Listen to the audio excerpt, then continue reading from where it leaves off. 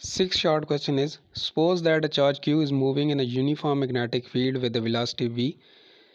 Why is there no work done by the magnetic force that acts on the charge q? अब as we know magnetic force क्या होती है, F is equal to Q into V cross V. ये हमेशा perpendicular होती है velocity के, ये हम ऊपर भी पढ़ चुके हैं इसके टॉपिक में भी. अब एंगल के और वेलोसिटी के परपेंडिकुलर होती है तो एंगल क्या होगा F का, F और D के दरमियान एंगल क्या होगा, 90 होगा. तो अब वर्क डन क्या आएगा, W is equal to F D cos 90. Cos 90 zero होता है तो वर्क डन क्या हो गया, zero. So no work is done by magnetic force, उस पर कोई वर्क डन नहीं होगा. Seventh short question is, if a charged particle move in a straight line through some region of space, can you say that the magnetic field in the region is zero? अब charge straight line में move कर रहे space के अंदर, तो उसमें magnetic field zero है या नहीं, ये हमने बताना है. नो इट मे और मे नॉट भी ज़ीरो, वो ज़ीरो हो भी सकता है और नहीं भी ज़ीरो. कैसे? क्योंकि मैग्नेटिक फोर्स जो है वो जो उस पर एक्ट कर रही है वो क्या है, F is equal to q into v cross B. और इसको आप सिंपली क्या लिख सकते हैं, q v B sine theta. अब फोर्स तीन सूरतों में ज़ीरो हो सकती है. कब? इफ़ फील्ड इज ज़ीरो, अगर बी ज़ीरो हो जाए, देखें q v into zero, zero put कर दें, ज़ीरो हो जाएगा. या फिर कब ज़ीरो हो सकती है, charge particle move parallel to field. अगर चार्ज पार्टिकल पैरेलल मूव करना शुरू कर दे तो एंगल क्या हो जाएगा, ज़ीरो. साइन ज़ीरो क्या होता है, ज़ीरो होता है.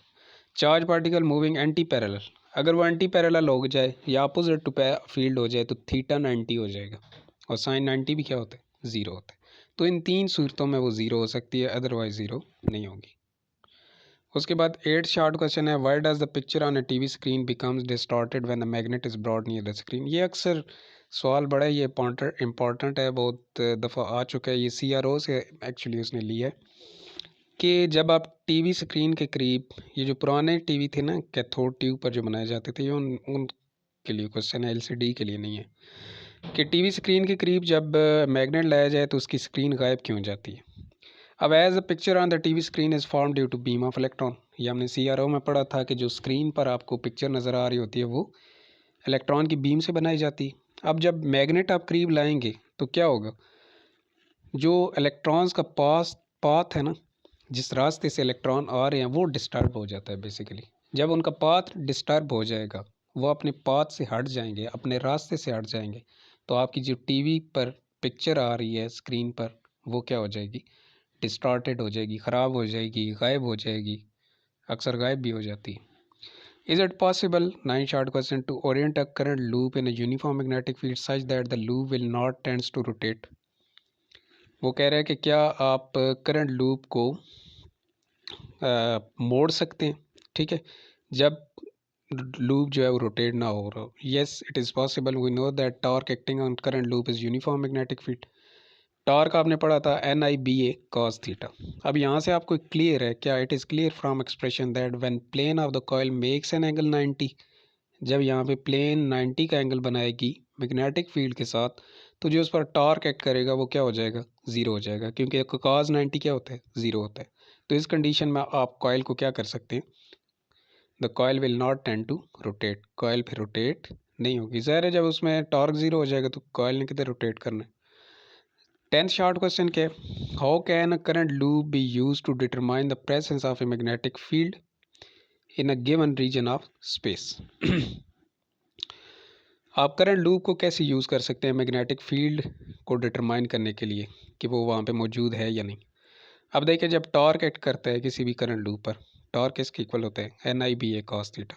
सो if current loop is deflected in a given region of space then it shows the presence of magnetic field, otherwise not. अगर उसमें करंट मौजूद होगा तो टॉर्क प्रोड्यूस होगा, करंट नहीं होगा तो प्रोड्यूस नहीं होगा, और करंट मौजूद होगा तो ज़ाहिर बात है उसमें मैग्नेटिक फील्ड भी मौजूद होगा, तो इसके ज़रिए हम उसको लोकेट कर सकते हैं. 11th short question last, how can you use a magnetic field to separate isotopes of chemical element. आप मैग्नेटिक फील्ड को केमिकल एलिमेंट्स आइसोटोप्स को अलग करने के लिए कैसे यूज़ कर सकते हैं. इस पर्पज़ के लिए आयंस को यूज़ किया जाता है. Ions of elements are pass through a uniform perpendicular field, magnetic field acts on them. ज़ाहिर बात आप उसको एक परपेंडिकुलर और यूनिफॉर्म मैग्नेटिक फील्ड से गुजारेंगे तो उस पर मैग्नेटिक फोर्स एक्ट करेगी. इस एक्शन के दौरान this force the ions move along circular path, वो उस आयंस को सर्कुलर पाथ में मूव करना शुरू कर देगी मुख्तलिफ रेडियाई के साथ। ज़ाहिर बात है हर कोई अपना अलग रेडियस बनाएगा क्योंकि हर एक की वेलोसिटी अलग होती है उनके डिफरेंट मैसेस की वजह से। ठीक है, मैसेस भी सबके अलग होते हैं, मैसेस सबके सेम तो नहीं होंगे। तो यहाँ पे आप इक्वेशन अप्लाई करेंगे q v b is equal to m v square over r. M v square over r क्या है? सेंट्रीपिटल फोर्स है। तो यहाँ पर देखें आर जो है वो एम के क्या होगा? डायरेक्टली प्रोपोर्शनल होगा। जितना मैस ज़्यादा होगा उतना बड़ा उसका रेडियस होगा, जितना उसका मैस कम होगा उतना ही उसका कम रेडियस होगा। तो ये 11th ही शॉर्ट क्वेश्चन आपने करने थे क्योंकि आपका जो शॉर्ट कोर्स है उसमें इतने ही आपके शॉर्ट क्वेश्चन शामिल हैं।